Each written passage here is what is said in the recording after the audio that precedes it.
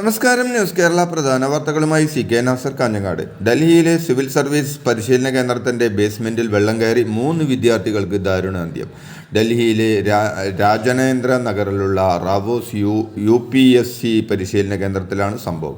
2 പെൺകുട്ടികളും 1 ആൺകുട്ടിയുമാണ് മരിച്ചത്. ഇന്നലെ വൈകിട്ട് 7 മണിയോടെയാണ് സംഭവം. 3 നില കെട്ടിടത്തിന്റെ ബേസ്മെന്റിലാണ് വെള്ളം കയറിയത്. കനത്ത മഴയെ തുടർന്ന് ഓടയിലും റോഡിലുമുണ്ടായ വെള്ളം ബേസ്മെന്റിലേക്ക് കുത്തിയൊഴുകുകയായിരുന്നു. ബേസ്മെന്റ് മുഴുവനായി തന്നെ വെള്ളത്തിൽ മുങ്ങി.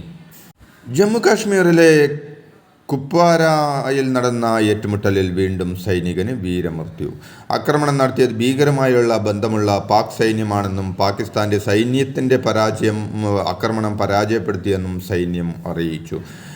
കുപ്വാരയിൽ ഈ ആഴ്ച നടക്കുന്ന 2ാമത്തെ ഏറ്റുമുട്ടലാണെന്ന് പാകിസ്ഥാൻ സ്വദേശിയായ ഒരു ഭീകരനെ സൈന്യം വധിച്ചു. എന്നാൽ ഏറ്റുമുട്ടലിൽ മേജർ അടക്കം 5 ഇന്ത്യൻ സൈനികർക്ക് പരിക്കേറ്റിട്ടുണ്ട്. മേഖലയിൽ ഏറ്റുമുട്ടൽ തുടരുകയാണെന്നും സൈന്യം അറിയിച്ചു. ജമ്മു കാശ്മീരിലാകെ നിരവധി സൈനികരാണ് കഴിഞ്ഞ 2 മാസത്തിനിടെ വീരചരമം പ്രാപിച്ചത്. കോൺഗ്രസിൽ ആശയക്കുഴപ്പങ്ങളില്ലെന്ന് AICC ജനറൽ സെക്രട്ടറിയും ആലപ്പുഴ MPയുമായ KC വേണുഗോപാൽ.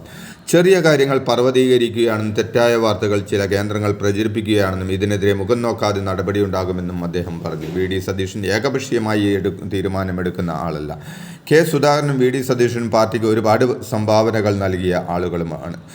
ഒരുമിച്ചാണ് ഇരുവരും തീരുമാനങ്ങൾ എടുക്കുന്നത്. തദ്ദേശ തെരഞ്ഞെടുപ്പിനെ കോൺഗ്രസ് നേതൃത്വം ഒരുമിച്ച് തന്നെ നേരിടും. അക്കാര്യത്തിൽ ആശയക്കുഴപ്പമില്ലെന്നും KC വേണുഗോപാൽ വ്യക്തമാക്കി.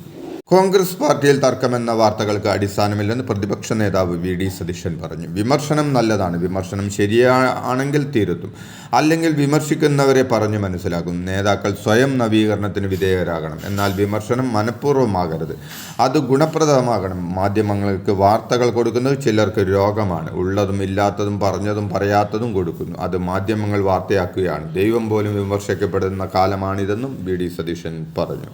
CPM മാതൃകയിൽ എറണാകുളം ജില്ലയിലെ MLAമാരും MPമാരും അവർക്ക് ലഭിക്കുന്ന ഓണറ്റേറിയത്തിൻ്റെ ഒരു വിഹിതം പാർട്ടിക്ക് നൽകണമെന്ന് എറണാകുളം DCC പ്രസിഡന്റ് മുഹമ്മദ് ഷിയാസ് പറഞ്ഞു. CPM ജനപ്രതിനിധികൾ കൃത്യമായി ലെവി നൽകാറുണ്ടെന്ന കാര്യവും അദ്ദേഹം ഓർമ്മിപ്പിച്ചു. അന്തരിച്ച കോൺഗ്രസ് നേതാവ് ജോർജ് ഈഡന്റെ അനുസ്മരണ ചടങ്ങിൽ സംസാരിക്കുകയായിരുന്നു അദ്ദേഹം. മുൻപ് ജോർജ് ഈഡൻ ഇങ്ങനെ ഒരു തുക പാർട്ടിക്ക് നൽകിയിരുന്നതായും അദ്ദേഹം കൂട്ടിച്ചേർത്തു. മാലിന്യമുക്ത കേരളത്തിനായി ക്യാമ്പയിനുമായി സർക്കാരും പ്രതിപക്ഷവും യോജിച്ചായിരിക്കും പ്രചാരണം നടത്തുക. ഒക്ടോബർ 2 മുതൽ മാർച്ച് 30 വരെ സംസ്ഥാന വ്യാപകമായി പ്രചാരണം നടത്താൻ മുഖ്യമന്ത്രി വിളിച്ച സർവകക്ഷി യോഗത്തിൽ തീരുമാനിക്കുകയായിരുന്നു. ക്യാമ്പയിൻ പുരോഗതി വിലയിരുത്താൻ മുഖ്യമന്ത്രി അധ്യക്ഷനായി ഉന്നതതല സമിതി തീരുമാനിച്ചിട്ടുണ്ട്. പ്രതിപക്ഷ നേതാവും മന്ത്രിമാരുമാണ് സമിതിയിലെ അംഗങ്ങൾ. കേരള സർക്കാർ സ്ഥലമേറ്റെടുപ്പ് നടപടികൾ പൂർത്തീകരിച്ചാൽ എയിംസ് അനുവദിക്കുന്നതിനുള്ള നടപടി കേന്ദ്രത്തിൻ്റെ ഭാഗത്തുനിന്നുണ്ടാകുമെന്ന് കേന്ദ്രമന്ത്രി ജോർജ് കുര്യൻ പറഞ്ഞു. കേരളത്തിന് എയിംസ് അനുവദിക്കുന്ന കാര്യത്തിൽ ഒരു ആശയക്കുഴപ്പവുമില്ലെന്നും സ്ഥലമേറ്റെടുത്ത് കൈമാറിയ സംസ്ഥാനങ്ങൾക്ക് പ്രത്യേക നോട്ടിഫിക്കേഷനിലൂടെയാണ് നേരത്തെ എയിംസ് അനുവദിച്ചതെന്നും ജോർജ് കുര്യൻ വ്യക്തമാക്കി. ഷിരൂരിലെ മണ്ണിടിച്ചിൽ കാണാതായ അർജുന് വേണ്ടിയുള്ള രക്ഷാപ്രവർത്തനം തുടർന്ന് മൽപേയ് സംഘം. ജീവൻ പണപ്പെടുത്തിയുള്ള നിർണായക രക്ഷാപ്രവർത്തനത്തിനാണ് ഷിരൂർ ഇന്നലെ സാക്ഷ്യം വഹിച്ചത്. ഗംഗാവാലി പുഴയിലെ ഇന്നലത്തെ തെരച്ചിൽ അതീവ ദുഷ്കരമായിരുന്നു. മത്സ്യത്തൊഴിലാളിയായ ഈശ്വർ പൈ നദിയുടെ ആഴങ്ങളിൽ ഡ്രൈവ് ചെയ്തിട്ടും കാര്യമുണ്ടായില്ല. മരക്കഷ്ണവും ചളിയും പാറയും മാത്രമാണ് ഇന്നലത്തെ പരിശോധനയിൽ കണ്ടെത്തിയത്. ഒരു തവണ ബന്ധിപ്പിച്ചിരുന്ന കയർ പൊട്ടി ഒഴുക്കിൽപ്പെട്ട ഈശ്വറിനെ നാവികസേനയാണ് രക്ഷപ്പെടുത്തിയത്. അതേസമയം അർജുനുമായുള്ള തെരച്ചിൽ ഇന്നും തുടരുമെന്ന് കാർവാർ MLA കൃഷ്ണ സെയിൻ പറഞ്ഞു. അർജുനായുള്ള തെരച്ചിൽ തുടരുന്നത് സംബന്ധിച്ച് ഇന്ന് നിർണായക തീരുമാനത്തിന് സാധ്യത. ഗംഗാവാലി പുഴയിൽ കൂടുതൽ പോയിന്റുകളിൽ മത്സ്യത്തൊഴിലാളിയായ ഈശ്വർ മാൽപേയും സംഘവും ഇന്നിൽ തെരച്ചിൽ നടത്തും. എന്നാൽ ഏറെ സമഗ്രമായ ദൗത്യത്തിൽ ഫലം കണ്ടില്ല. എങ്ങനെ മുന്നോട്ട് പോകും എന്ന കാര്യത്തിൽ പ്രധാനപ്പെട്ട തീരുമാനം ഇന്നുണ്ടാകും. ദൗത്യത്തിൻ്റെ പുരോഗതിയിൽ ജില്ലാ കളക്ടർ ഇന്ന് സർക്കാരിന് റിപ്പോർട്ട് നൽകും. 4 പേരുടെ നിപ പരിശോധനാ ഫലങ്ങൾ കൂടി നെഗറ്റീവായതായി മന്ത്രി വീണ ജോർജ്. പുതുതായി 7 പേരാണ് അഡ്മിറ്റായത്. ആകെ 8 പേരാണ് ചികിത്സയിലുള്ളതെന്നും മന്ത്രി വാർത്താക്കുറിപ്പിൽ അറിയിച്ചു.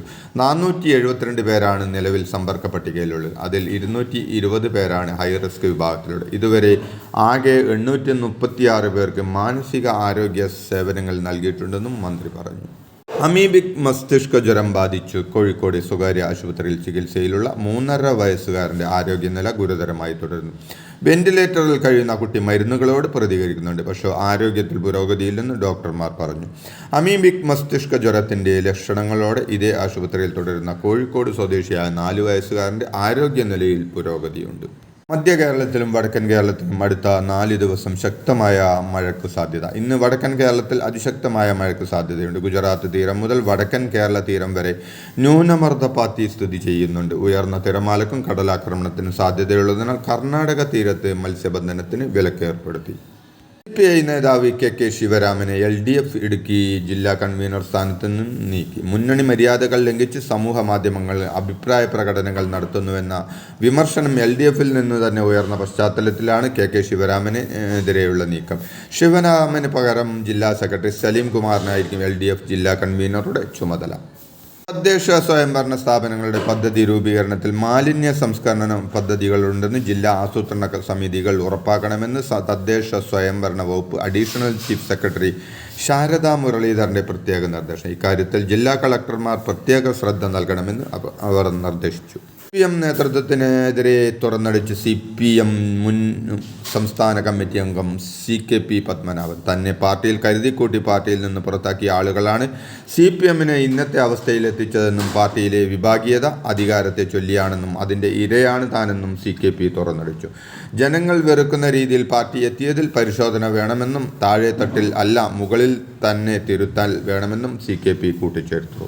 ഇനി എത്ര കാലം ജീവിക്കുമെന്നറിയില്ല, സത്യം ജനങ്ങൾ അറിയണമെന്ന് പറഞ്ഞതാണ് CKP പത്മനാഭൻ്റെ തുറന്നു പറച്ചിൽ. സംസ്ഥാനത്തെ എല്ലാ മെഡിക്കൽ കോളേജ് ക്യാമ്പസുകളിലും സുരക്ഷിത ആശുപത്രി സുരക്ഷിത ക്യാമ്പസ് ഇനിഷ്യേറ്റീവ് ആരംഭിച്ചതായി മന്ത്രി വീണ ജോർജ് അറിയിച്ചു. മെഡിക്കൽ വിദ്യാഭ്യാസ വകുപ്പിന് കീഴിലുള്ള എല്ലാ സ്ഥാപനങ്ങളെയും ഉൾപ്പെടുത്തിയാണ് ഇത് നടപ്പിലാക്കുന്നത്.